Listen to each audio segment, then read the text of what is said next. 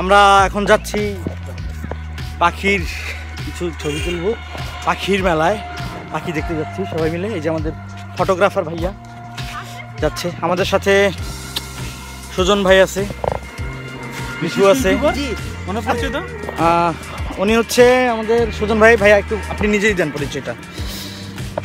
আমি সুজন।